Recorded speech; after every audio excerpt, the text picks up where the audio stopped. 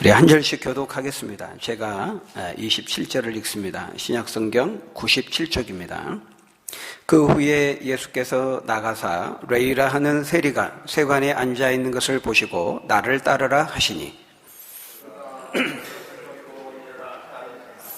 레이가 예수를 위하여 자기 집에서 큰 잔치를 하니 세리와 다른 사람이 많이 함께 앉아 있는지라.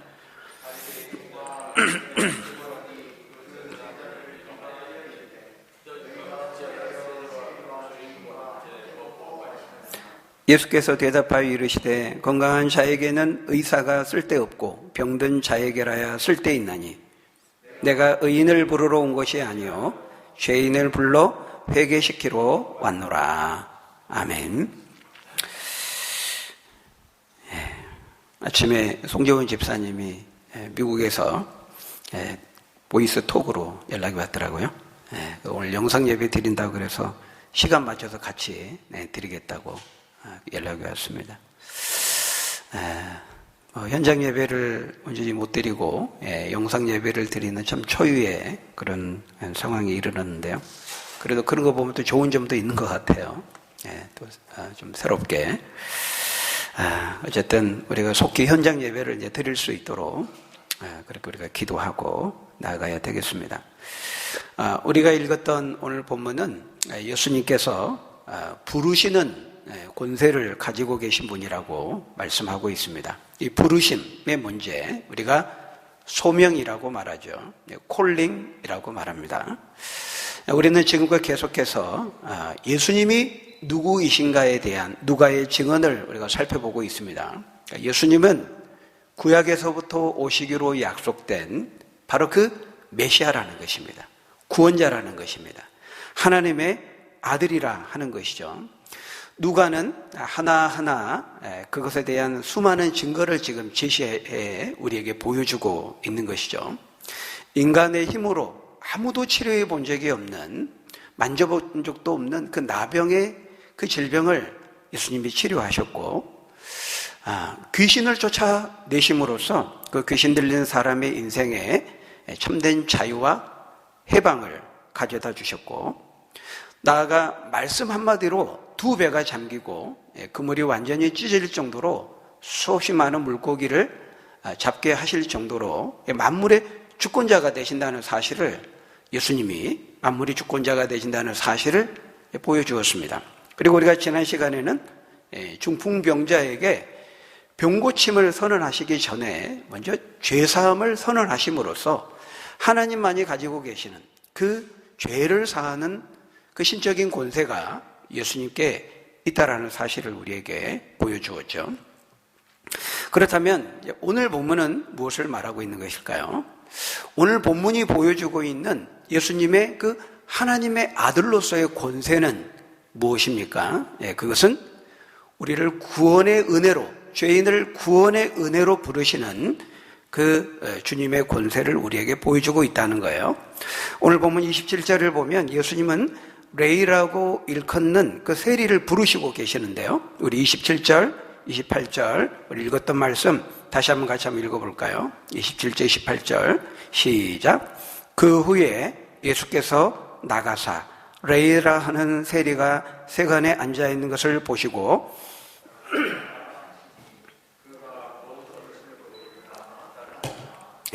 여기 예수님께서 나를 따르라 이렇게 말씀하시니까 이 레이가, 세리가 예수님을 그대로 따르고 있는 것을 볼 수 있습니다. 주님이 부르시니까 그 부르심 앞에 그대로 순종하고 있는, 굴복하고 있는 모습을 볼 수가 있죠. 바로 이 주님의 부르심을 우리가 신학적으로 불가항력적인 부르심 이렇게 말합니다. 주님이 신적인 권세를 가지고 부르시면 절대로 항거하거나 거부할 수 없는, 저항할 수 없는 부르심이라는 거예요. 신적인 권세를 가지고 있기 때문에 그렇죠. 주님으로부터 이 구원의 부르심, 은혜로의 부르심을 받은 자들마다 그의 삶에 놀라운 그런 변화가 주어지게 되는 것을 우리에게 보여줍니다. 예수님으로부터 주어진 그 부르심 가운데에는 그저 그런 시시한 부르심은 없어요. 우리가 성경을 한번 자세히 보게 되면 예수님의 부르심을 받은 자들 중에서 삶의 변화를 체험하지 않는, 그 주님의 부르심을 받은 다음에 그 부르심이 그 사람의 삶에 엄청난 영향력과 변화를 가져오게 된다는 거예요. 그저 그런 부르심, 시시한 부르심은 성경에 찾아볼 수 없는 것이죠. 그러니까 예수님으로부터 우리가 유효적 부르심이라고 말하는데, 이 능력 있는 효과적인 부르심을 받게 되면 그 사람의 삶은 그 이후와 그 이전이 완전히 달라지게 되는 것을 성경은 일관되게 우리에게 보여준다는 거예요. 주님의 부르심을 받은 사람들은 그가 누가 되었든지 그 이전과 그 이후에 놀라운 삶의 전환점과 변화를 경험하게 된다는 것입니다. 그냥 길 가다가 만난 무리들 말고 바리새인과 서기관과 같이 예수님을 대적하고 논쟁하는 것으로 시간을 허비하는 그런 만남 말고, 진짜 참되게 주님의 부르심을 받고 참되게 주님을 만난 사람들은 다 한결같이 그 이전과 그 이후가 놀라운 변화를 나타내는 것을 보여준다는 것입니다. 베드로와 야고보와 요한과 같은 제자들은 배와 그물을 버려두고 주님을 따르게 되죠. 평생 고기 잡는 것 외에는 해본 일이 없는, 할 수 있는 것이 없는 이 사람들이 그 이후에 주님의 부르심을 받은 다음에 놀랍게 사도로서, 제자로서, 전도자로서 놀라운 삶을 살게 되는 것을 보게 됩니다. 교회와 성도들을 대적하고 핍박했던 사울은 어떻습니까? 바울은 어떻습니까? 바울이 다메섹을 향해 가는 중에 주님을 만나기 전에는 이제 사울이었죠. 부활하신 주님께서 오셔서 사울을 부릅니다. 사울아, 사울아, 네가 어찌하여 나를 박해하느냐, 핍박하느냐. 이 부르심을 받은 다음에 사울은, 큰 자라는 이름의 사울은 작은 자, 겸손한 자가 되는 거죠. 이 바울이 되면서 그의 삶은 완전히 바뀌어서 교회의 핍박자고 박해자고 잔멸자였던 그 교회를 대적하던 사람이 복음과 주의 나라를 위해서, 교회를 위해서 자신의 생명을 내놓는 사람으로 바뀌게 되는 것을 우리가 보게 됩니다. 바울만이 아니죠. 디모데라든지 또 스데반 집사라든지 브리스길라와 아굴라 부부라든지 가이오 장로라든지 수없이 많은 사람들을 우리가 들 수 있어요. 누가복음 19장에 등장하는 세리장 삭개오 역시도 마찬가지였습니다. 그가 주님의 뽕나무 위에 올라가서 삭개오야, 주님의 부르심을 듣습니다. 그 이후로 그가 어떻게 변합니까? 그 이전에는 자신의 욕심과 탐욕을 앞세우면서 그 이기적인 삶을 살던 사람이 이제 가난한 사람들을 위해서 자신의 소유를 절반까지도 내놓는 사람과 섬김의 사람으로 바뀌게 되는 것을 우리가 보지 않습니까? 여러분, 무엇이 이들의 삶에 이러한 변화를 가능하게 만들었습니까? 그것은 바로 은혜로의, 주께서 은혜로 부르신 그 권세 있는 부르심을 힘입었기 때문이죠. 이렇게 어떤 죄인이든지 예수님께서 부르시는 그 은혜의 권세 안에 들어가게 되면, 그 은혜에 편입하게 되면 마치 더럽고 냄새나는 사람이 목욕탕에 딱 들어갔다 나오면 깨끗하게 새 사람으로 변화되는 것처럼, 주님의 그 은혜의 권세, 그 은혜의 목욕탕에 들어갔다 나오게 되면 그 사람의 삶에 놀라운 변화가 주어지게 된다는 것입니다. 이것이 주님의 부르심을 받은 사람들의 다 한결같은 일관된 공통된 모습이요 반응이라는 것을 알 수가 있죠. 오늘 본문에 보면 이 주님의 은혜라고 하는 그 은혜의 목욕탕에 들어갔다 나온 레이라고 하는 한 사람이 등장합니다. 이 레이가 누구냐면 마태복음을 기록한 바로 그 마태죠. 마태라고도 하고 레이라고도 하는 것입니다. 오늘 본문 27절에는 예수님이 세간에 앉아있는 이 마태 레이를 향해서 나를 따라오라 이렇게 하시니까 모든 것을 버리고 일어나 따랐다 이렇게 말씀하고 있어요. 굉장히 간략하게 이렇게 기술하고 있지만 우리는 이 행간에 배어있는 이 구절 속에 스며있는 이 세리 마태의 감격과 그 흥분과 기쁨을 읽어낼 수 있어야 되는 것이죠. 그가 모든 것을 버려두고 일어나 따랐다 이렇게 말씀합니다. 여러분, 여기 모든 것을 버리고 일어나 따랐다 이 말씀 어디에 나옵니까? 바로 앞에 우리 그 5장 11절에도 나왔던 말씀이죠. 예수님이 베드로와 야고보와 요한의 일행으로 하여금 2배 가득히 고기를 잡게 하신 이적을 경험하게 하신 다음에 베드로를 향해서 말씀했어요. 베드로야, 시몬아, 이제는 네가 고기를 잡으면서 인생을 살았는데 앞으로는 네가 사람을 취하게 될 것이다. 네가 사람을 낚는 어부가 되게 될 것이다. 이렇게 말씀하니까요. 그 주님의 부르심을 받았던 베드로가 어떻게 반응했습니까? 배를 육지에 대고 모든 것을 버려두고 예수를 따르니라. 이렇게 말하고 있어요. 정확하게 오늘 본문에 나오는 이 레위, 이 세리 마태와 똑같은 반응을 보이고 있는 것이죠. 여러분, 이 배와 그물을 버려두고 주님을 따랐다는 것은 무엇을 의미할까요? 이 세리가 모든 것을 버리고 주님을 따랐다는 것은 무엇을 의미합니까? 예수님께 그 인생을 올인했다는 것을 의미합니다. 그 인생을 주님께 전적으로 바쳤다는 것을 의미합니다. 여러분, 그러면 이 말씀, 모든 것을 버렸다고 하는 이 말씀은 그러면 예수님의 부르심을 받고 예수를 믿고 만나면 이제 기존에 가졌던 직업은 이제 다 때려치우고 다 이제 신학교 가라는 그런 말일까요? 우리가 이 말씀을 그렇게 읽어도 됩니까? 다 신학교 가고 목회자 되고 다 버리라 그랬으니까 기존에 하던 일, 직업 다 때려치우고 목회자가 되고 선교사가 되라는 그런 말일까요? 그렇게 적용하면 안 되죠. 은혜 받았다고 해서 예수님 믿게 되었다고 해서 막 직장 다 사표내고 다 신학교 가버리면 그러면 그 누구 말대로 그 소는 누가 키웁니까? 소는 그러면 안 되죠. 우리는 이 말씀을 그렇게 받아들이면 안 돼요. 여전히 예수님을 믿고 따라도 정치, 경제, 교육, 문화, 예능, 일상의 모든 삶의 영역 그 속에서 우리가 빛으로서 소금으로서 살면서 주님을 따르는 거죠. 여기 모든 것을 버렸다고 하는 것은 뭐 가정을 버리고 직장을 버리고 일상의 삶의 모든 것을 다 팽개치고 신학교로, 교회로, 기도원으로 들어가라 그런 말이 아닙니다. 여기 모든 것을 버리고 주님을 따랐다는 말은 이제는 인생을 살아가는 삶의 방향과 목적이 이제 바뀌게 되었다는 것을 의미하는 거죠. 예수 믿기 전이나 믿은 후나 똑같이 그 일을 하고 있습니다. 그 직업을 가지고 있어요. 똑같이 신용하예요. 겉으로 보면 달라진 게 없는 것처럼 보이지만 같은 직업을 가지고 같은 직종에 일하고 그 일을 하지만 이제는 그 일을 하는 그 내면의 동기가 그 일을 하는 이 목적이 그 방향이 가치가 의도가 달라지게 되는 것을 의미하는 것이죠. 가치관이 달라진 거예요. 무엇이 중요하고 무엇이 가치 있게 여겼는가 그 주님의 부르심을 받기 이전과 이후가 달라지게 되는 거죠. 그걸 말하는 것입니다. 그 이전에는 뭘 가장 가치 있게 여겼어요? 뭘 중요하게 생각했습니까?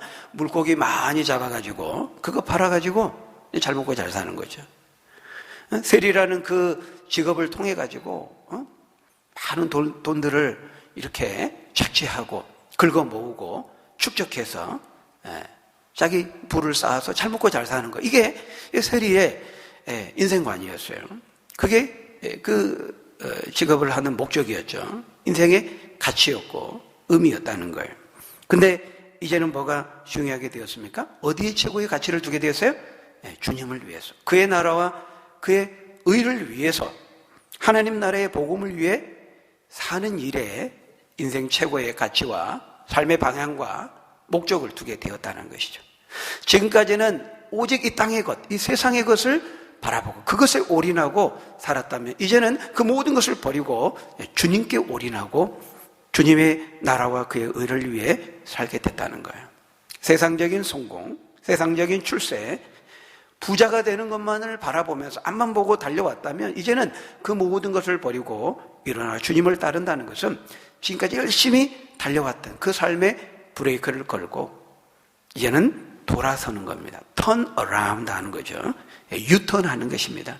돌이키는 거예요. 우리가 그걸 회심이라고 말하잖아요. 회심. 그러니까 겉으로 보면은 달라진 게 없어요. 같은 직장을 가지고 있고 같이 일하고 비슷한 것 같은데 그 사람의 내면의 그 동기, 그 내면의 기쁨, 그 내면의 환희, 그 주님의 부르심을 받았다고 하는, 그 주님을 믿고 만나게 되었다고 하는 그 영광스러운 기쁨과 즐거움과 그 삶의 의미와 목적은 완전히 달라지게 되는 것이죠. 그래서 여러분 오늘 본문을 보십시오. 세리마태가 주님의 부르심을 받았을 때 그가 얼마나 기뻐하고 있습니까? 모든 것을 버리고 일어나 주님을 따르게 되었을 때 그 마음 중심에 가득 찬 그 기쁨과 그 환희와 흥분하고 있는 그 모습이 여러분 보이지 않습니까? 우리 그걸 봐야 돼요. 여러분 29절을 보세요. 이 레위가 주님의 부르심을 받고 주님을 따르기로 결심한 다음에 자신의 집으로 많은 사람들을 초청하여 큰 기쁨의 잔치를 배설합니다. 그는 너무 기뻤던 거예요. 네? 자신에게 찾아오시고 자신을 부르심에 베풀어 주신 그 주님의 그 은혜가 너무 감사했던 거예요. 그래서 그 기쁨과 감사를 함께 나누기 위해서 큰 잔치를 배설한 거예요. 근데 여러분 그 잔치에 누구를 초청하고 있어요? 어떤 사람들을 초청했어요? 거기 보니까 세리와 다른 사람들이 많이 함께 앉아 있는지라 이렇게 말씀합니다. 그러니까 여기 누가복음 본문에는 세리와 많은 사람들 이렇게 표현하고 있는데요. 이 많은 사람들을 병행구인 마태복음 9장에 보면 뭐라고 표현하냐면 세리와 많은 죄인들, 많은 세리와 죄인들이 함께 식탁에 앉았다니 이렇게 말하고 있어요. 그러니까 많은 사람들을 이제 죄인들이라고 표현하고 있어요. 여러분 왜 마태는 다른 많은 사람들 다 제쳐두고 이 세리와 많은 죄인들을 자신의 집으로 초청했을까요? 유유상종이어서 그렇습니까? 이 레위가 마태가 가지고 있는 인간관계의 폭이 그거밖에 안 돼서 그랬을까요? 그게 아니죠. 지금 자신에게 주어진 은혜가 너무 감사한 거예요. 지금 레위는, 이 마태는. 그래서 지금 자신과 비슷한 상황에 있는 그런 직장 동료들, 그런 사람들을 초대하고 싶었던 거예요. 그들에게 자신이 받은 그 부르심, 그 은혜, 자신이 맛본 그 주님의 사랑, 그 진리의 복음, 그 주님의 말씀을 이들도 함께 듣기를 원했고, 이들도 함께 경험하기를 원했고, 이들과 함께 나누기를 원했던 것이죠. 그래서 비슷한 처지에 있는 직장 동료들을 초대했던 거예요. 여러분 이 세리라는 직업이 어떤 직업인지 아시죠? 오늘날로 말하면은 국세청에 근무하는 직원 정도로 우리가 말할 수 있을 거예요. 그 사람 직업이 국세청에 다닌다 그러면 어떻습니까? 괜찮죠? 나름대로 사람도 부러워할 겁니다. 조금 두려워하면서 세무조사 두려움 있잖아요. 근데 여러분, 이 당시에 이 세리들에 대한 사람들의 인식은, 평판은 굉장히 안 좋았어요. 사람들이 세리하면 이를 갈았습니다. 왜냐하면은 이 세리는 세금을 거두는, 징수하는 사람들이잖아요. 근데 원래 부과된 그 세금보다 더 많은 것을 부과하고 그걸 걷어가지고 그 일부는 로마 당국에 상납하고 이제 나머지를 자신이 착복하는 그런 방법으로 부를 축적했기 때문에 여기 아까 보는 바와 같이 세리와 죄인들은 그럼 동일선상에서 언급되고 있잖아요. 세리와 죄인들. 그러니까 동급이었습니다. 그 당시 유대인들이 볼 때. 그러니까 세리하면 죄인들, 죄인 하면 이제 세리가 떠오를 정도로. 다른 곳에서는 이 세리와 창녀가 거의 동급으로 언급이 되고 있어요. 그만큼 세리하면 사람들이 이를 갈고 평판이 아주 안 좋았어요. 그러니까 매국노죠, 매국노. 동족들의 그 고요를 빨아먹는 그런 인간 흡혈귀와 같은 사람으로 취급을 받았다는 거예요. 오늘날 예를 들면 우리나라 같은 경우는 이제 친일파 하면은 이제 사회에서 매장당하잖아요. 그런 것과 비슷한 상황이죠. 기피의 대상, 회피의 대상이 됐던 사람들이 바로 이 세리였습니다. 그러니까 세리가 지나가면요, 사람들이 뒤에서 수근거리며 손가락질합니다. 저기 세리놈이 지나간다, 막 이렇게. 아마도 이 마태 역시도 세리라는 직업을 통해서 돈은 많이 물질적으로 부유했을지 몰라도 삶의 만족감은 없었을 거예요. 사람들로부터 일종의 왕따를 당하면서 따돌림을 당하면서 이제 늘 고독하고 외로운 삶을 살아야 했던 것이죠. 그런데 그렇게 인생에 대한 참된 의미를 찾지 못하고 나날을 보내고 있는 어느 날, 그렇게 늘 일상이 왔던 대로 세관에 앉아서 일을 보고 있는데 예수님이 불쑥 찾아와서 자신에게 말을 거는 겁니다. 성경에는 안 나왔지만 복음을 전했겠죠.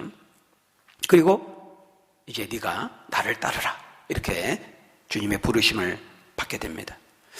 그동안 소문으로만 들어왔던 그 유명한 예수님이 직접 자신에게 찾아와서 자신의 특별한 관심을 보여주시고 자신을 만나주신 그 몸둘 바를 모르는 그 황송함, 그 황홀한 체험을 하게 되죠. 그것을 통해서 이 세리마태는 지금까지 한 번도 경험하지 못한 은혜의 체험을 하게 되는 것입니다.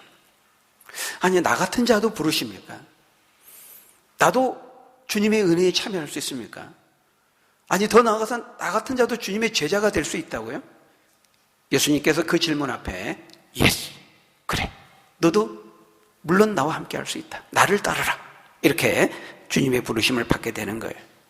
이 부르심으로 말미암아서 그 이후에 마태, 이 레이의 삶은 완전히 바뀌게 됩니다. 그는 이제 은혜로, 이 은혜의 이 천국으로의 그 부르심을 받은 다음에 그는 이제 천국의 일꾼으로서 인생을 살아가게 되죠. 지금까지는 땅의 일꾼이었습니다. 이 세상 나라에 세리라는 일을 하면서 살았는데 이제는 하나님 나라인 천국의 일꾼으로서 제자의 일을 하며 살게 된 것입니다.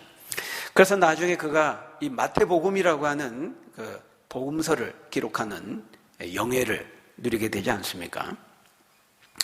그런 걸 보면요, 우리가 여러분 이 사람들을 바라볼 때 하나님이 고치지 못할 사람은 없다는 거예요.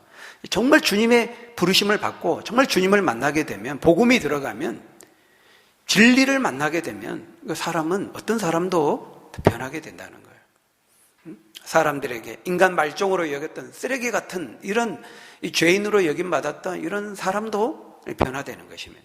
그래서 우리가 함부로 어떤 사람을 향해서 X자를 그으면 안 돼요. 포기하면 안 돼요. 어떤 영혼을 포기하면 저 인간은 안 돼. 저 인간은 소망이 없어. 구제불능이야. 이렇게 우리가, 하나님도 포기하지 않으셨는데 내가 마음대로 포기하고, 주님도 X자를 긋지 않았는데 내가 함부로 전제하고 경제하고 X자를 긋는 것을 하면 안 돼요. 그 월권이죠. 모든 영혼에는 그 존재의 무게감, 그 영혼의 가치는 다 동일해요. 차이가 없습니다. 어떤 사람의 영혼은 더 가치 있고 어떤 사람은 그렇지 못하고, 그렇지 않죠. 세상에서 반듯한 직장을 가지고 있고 사회적 신분이나 지위가 높은 사람은 더 구원받기가 쉽고 천국에 들어가기가 더 쉽고, 그렇지 않은 사람은 더 어렵고, 그런 게 아니라는 거예요. 바리새인들은 그렇게 생각했어요. 그래서 지금 문제를 제기하잖아요. 왜 이 세리들, 이 죄인들을 용납하고 그들과 함께 식사하고 함께 어울리느냐? 정말 예수 당신이 메시아고 그리스도라면 이런 인간 쓰레기와 같은 사람들하고 어떻게 거룩한 메시아가 이런 사람들 용납하고 함께 할 수 있느냐? 이렇게 낙인을 찍는 거예요. 이 사람은 절대 거룩해질 수 없는 사람들이고 이 사람들은 의롭게 될 가능성이 없는 사람들이다, 이렇게 낙인을 찍는 거죠. 전제하는 거. 저 인간은, 저 사람은 원래 저런 사람이에요, 저럴 수밖에 없는 사람, 이렇게 낙인 찍는 거, 전제하는 거 위험합니다. 그게 무서운 거죠. 특별히 그 외적인 조건을 따라서, 신분이나 어떤 지위, 이런 외적인 것들을 따라서, 물질적인 그런 어떤 여건이나 조건을 따라서 편견을 가지고 선을 긋는 거, 낙인을 찍는 거, 전제하는 거, 아주 잘못된 거죠. 하나님이 아주 싫어하는 겁니다. 외모를 보고 판단하는 거, 계급과 계층의 관점에서 성경의 표현대로 하면 당을 짓는 겁니다. 당을 짓는 거, 끼리끼리 하나님을 제일 싫어하는 거죠. 절대로 교회가 해서는 안 되는 것입니다. 교회가 가장 중요하게 여기는 기준이 뭘까요? 세상과 다른, 우리는 이걸 봐야 돼요. 다른 거 보면 안 돼요. 그게 뭐죠? 믿음이죠, 믿음. 그 사람이 정말 믿음이 있는가? 믿음이 큰가 작은가, 우리의 기준은, 우리의 관심은, 우리의 관건은 그거죠.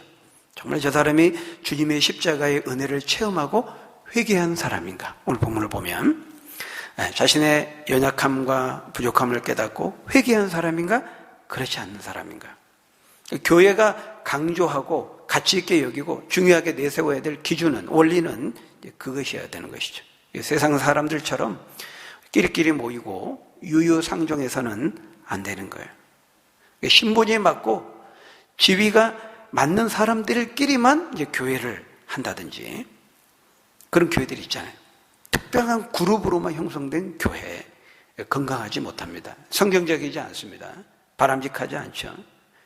사회적 신분이나 또는 경제적인 능력이 비슷한 사람들끼리만 어울리고 교제권을 형성하고 그러면 안 돼요. 세상의 어떤 신분이나 지위나 조건에 의해서 천국의 교제가 막히면 안 된다는 겁니다. 쟤들은 세리니까 안 돼. 저 사람 과거가 옛날에 이랬기 때문에 저 사람 상대하면 안 돼. 가까이 가면 안 돼. 조심해. 우리 동네에서도 그런 일이 있었다 그러잖아요. 세상은 그러죠. 세상은 전세냐 자가냐, 아파트도 뭐 임대냐 아니냐 이런 것에 따라서 자기 자녀들한테 그런데요. 야, 저 집 애랑 어울리지 마. 실제 우리 동네에 있었던 일입니다. 어떤 애기 엄마가 다른 이제 애기 엄마와 학부모죠. 학부모와 이제 관계를 가지고 아는 척을 하는 데 있어서 이제 그 사람이 타고 다니는 차를 보고 결정을 한다는 겁니다. 차를 보고 아는 척을 할까, 좀 뭐 관계를 좀 가질까 말까 이렇게 한다고 그래요. 우리 동네에서 실제 있었던 일입니다. 여러분, 세상은 그럴지 몰라도 교회는 그러면 안 되는 것이죠. 오늘 본문을 통해 예수님이 말씀하시고자 하시는 것이 바로 그겁니다. 바리새인들이 문제 제기하는 걸 통해서 예수님이 뭐라고 말씀하고 있어요? 우리 31절, 32절 우리 두 절을 같이 읽어봅니다. 시작. 예수께서 대답하여 이르시되 건강한 자에게는 쓸데있나니 내가 의인을 부르러 온 것이 아니요 죄인을 불러 회개시키러 왔노라. 여러분, 건강한 자에게는 자신이 건강하다고 생각하는데 누가 병원을 갑니까? 나 건강하는데, 아프지 않는데, 나 강한데, 그러면 의사를 찾을 이유가 없는 거죠. 병원에 갈 이유가 없는 거. 너무 당연한 얘기를 하고 있는 겁니다. 여러분, 여기 의사가 누구라는 거예요? 예수님이 의사라는 거죠. 온 세상을 고치고 우리의 문제를 고치는 의사라는 겁니다. 반면에 우리는 뭐죠? 우리는 환자죠. 죄라고 하는 질병을 가진 환자입니다. 환자인 우리에게는 의사가 필요하다는 거예요. 그리고 의사이신 예수님은 못 고칠 질병이 없다는 겁니다. 어떤 문제도 다 해결하시고 어떤 문제든 질병이든 다 확실하게 고칠 수 있는 능력과 권세를 가지신 명의 중에 명의라는 것이죠. 근데 여러분, 아무리 명의여도요, 아무리 실력이 뛰어난 의사라도 그 환자가 의사를 찾아가지 않으면, 자신의 질병이 있다는 것을 의사에게 내보이지 않으면 그 의사로부터, 그 탁월한 명의로부터 아무런 도움을 받을 수 없는 거예요. 근데 이 마태 세리는 죄라는 그 인생의 질병을 자신이 가지고 있다는 것을 인정하고, 마태가 주님이 부르셨을 때 그 죄를 인정하면서 자신의 그 병든 몸, 병든 죄의 인생의 문제를 가지고 주님 앞에 겸손히 나아갔다는 거예요. 그래서 의사 대신 주님 앞에 나아가서 자신의 병든 몸을 맡기고 회개함으로 주님의 그 은혜의 말씀을 받아들임으로 그가 구원을 얻고 죄사함을 받았다는 것입니다. 그래서 주님을 따르는 제자로서 새로운 그 구원을 얻는 생명의 삶을 살아가는 축복된 천국 백성이 될 수 있었다는 것이죠. 여러분, 예수님께서 이루고자 하시는 그 하나님 나라에 들어갈 수 있는 사람이 누구라는 것입니까? 어떤 사람이 그 주님의 제자가 될 수 있고 어떤 사람이 주님이 이루시는 그 하나님 나라의 그 천국의 백성이, 구성원이 될 수 있다는 거예요? 자신의 병듦을 인정하는 사람, 자신이 얼마나 악하고 얼마나 약하고 무능하고 어리석고 부족함, 완악한 자인지 불의하고 패역한 자인지 자신의 연약함과 악함과 추함을 인정하고 깨달았던 그 세리 레이처럼, 마태처럼 주님의 은혜가 아니고서는 절대로 소망이 없다고 하는 것을 인정하는 사람만이 그 주님의 제자가 되고 주님의 부르심을 받을 수 있고 천국의 백성이 될 수 있다는 것을 말씀하는 것이죠. 나는 의롭고 나는 의인이고 이만하면 선하고 부족함이 없고 탁월하고 이렇게 자신의 도덕적인 능력을 신뢰하고 자기를 자랑하고 자기 의에 사로잡혀 있는 이런 바리새인 서기관들과 같은 사람들은 결코 주님의 부르심을 받을 수 없고 그분이 이루시는 나라의 구성원이 될 수 없다는 것입니다. 자신의 무지함과 어리석음, 악함과 죄인됨에 대한 깊은 인식, 자신의 약함을 깊이 깨닫고 겸손히 주님 앞에 그것을 인정하고 고백하며 주님의 긍휼하심을 구하는 사람, 그 의사 되신 주님 앞에 저를 고쳐주세요. 주님 말이니 저를 고치실 수 있습니다. 나병 환자처럼, 중풍병자처럼 그렇게 자신의 연약함과 부족함을 사실히 인정하고 겸손히 무릎 꿇고 주님 앞에 나아갈 수 있는 사람만이 진정한 의사 되신 주님으로부터 치료하심과 도우심의 은총을 얻을 수 있게 된다는 것이죠. 여러분, 참 이번 코로나 이 바이러스로 인해서 우리 일상의 모든 삶이 다 파괴되고, 아까 우리 장로님이 말씀하셨지만 정말 혼란한 가운데 우리 개인적으로, 가정적으로, 사회적으로, 나라적으로 그렇게 처해 있는데요. 여러분, 그럼에도 불구하고 우리가 이 코로나 바이러스를 통해서 하나님이 우리에게 주신 은혜가 있다면 저는 그거라고 생각해요. 우리 인간의 한계와 연약함을 깨닫게 되고 우리의 진정한 의사이신 예수님 앞에 나아가는 계기로 삼아야 한다라는 것이죠. 지난주 목회자 모임이 있어서 모임을 참여하게 되었는데요. 거기서 이제 한 목사님이 탄식하듯이 그런 얘기를 하시더라고요. 너무 이제 무기력하다는 겁니다. 목사님 자신이, 교회가. 예수님은 모든 병자들을 막 능력으로 고치시고, 사도들도, 초대교회 속내 사도들도 막 이적과 권능을 베풀면서 다 치료했는데, 이 코로나 바이러스 앞에 교회가 너무 무기력하고, 또 목사님 자신이 너무 무능하다는 거예요. 그러니까 이런 불안하고 두려워하고 막 공포에 떠는 이런 백성들에게 이런 사회를 향해서 기독교가 막 능력을 선포하고 목사로서 담대하게 여러분 걱정하지 마세요. 두려워하지 마세요. 우리 안전합니다. 하나님 지켜주실 겁니다. 걸려도 나을 겁니다. 막 이렇게 담대하게 이렇게 해야 되는데 막 교회에서 확진자들이 많이 나오고 이단이 아니더라도 그런 현실을 보면서 이제 너무 무기력하다는 자신을 보면서 그렇게 얘기하는 걸 제가 이제 보았는데요. 저 그 얘기를 들으면서 한편으로 충분히 또 이해가 되면서도요. 그런 질문을 하게 돼요. 과연 하나님께서 이번 이 코로나 바이러스, 이 코로나 사태로 인하여서 우리에게 뭘 말씀하시고자 하실까? 목회자인 설교자인 우리가 어떤 메시지를 전하기를 원하실까? 그런 질문을 던지면서요. 우리 목회자는 그런 유혹을 받습니다. 우리 성도도 그런 유혹을 받아요.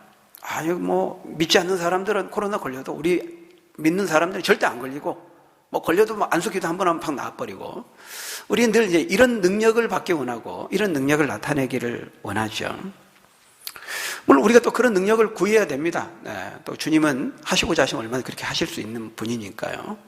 어떤 점에서 말씀하신 대로 주님의 날개 그늘을 우리를 품으시고 보호하시고 지키신다고 하셨으니까요. 우리가 그런 믿음을 가지고 또 하나님께 나아가야 되죠. 믿음대로 또 되게 하실 것입니다. 저도 그런 믿음을 갖고 있고 또 그렇게 기도하고 있습니다.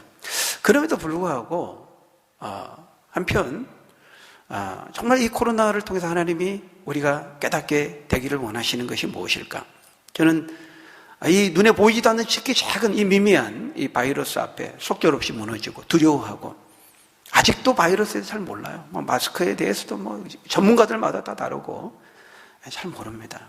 눈에 보이지도 않는 특히 작은 이것 앞에 우리 두려워하고 공포에 떨고 이게 속절없이 무너지는 인간의 그 연약함, 인간의 그 한계와 부족함을 먼저 우리는 보아야 된다. 그런 생각이 듭니다. 그래서 그것을 통해서 정말 생사에, 죽고 사는 이 생사의 여탈권을 가지고 계시는 이 생명의 주인 되시는 진정한 그 의사이신 그 하나님만이 이 문제를 해결하시고 그 주님만이 진정한 의사가 된다는 사실을 깨닫는 것. 그것이 먼저 우리가 주님께서 이 난국을 통해서 우리에게 주시고자 하는 메시지가 아닌가 생각합니다. 우리의 약함을 깨닫는 것, 우리의 연약함과 부족함을 깨닫는 것. 그래서 우리의 이 질병과 우리의 문제와 한계를 가지고 만병의 의사 되신, 우리 인생의 진정한 해결자 되신 그 주님 앞에 나아가야 되는 그 필요성을 깨닫게 되는 것. 그것이 하나님께서 우리에게 말씀하시고 우리에게 요구하시는 것이 아닌가, 그런 생각이 듭니다. 중풍병자, 나병 환자는 자신에게 질병이 있기 때문에 그것으로 인해 주님께 나아가게 됐던 거예요.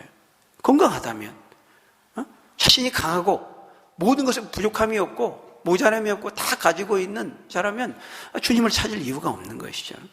그런 점에서 우리 약함을 깨닫는 것이 복입니다. 우리의 죄와 연약함과 한계와 부족함을 깨닫는 것이 사실은 복인 것이죠. 그런 점에서 여러분 어떻습니까? 과연 나는 주님의 부르심을 받은 자입니까? 진정한 의사 되신 주님을 만난 자입니까?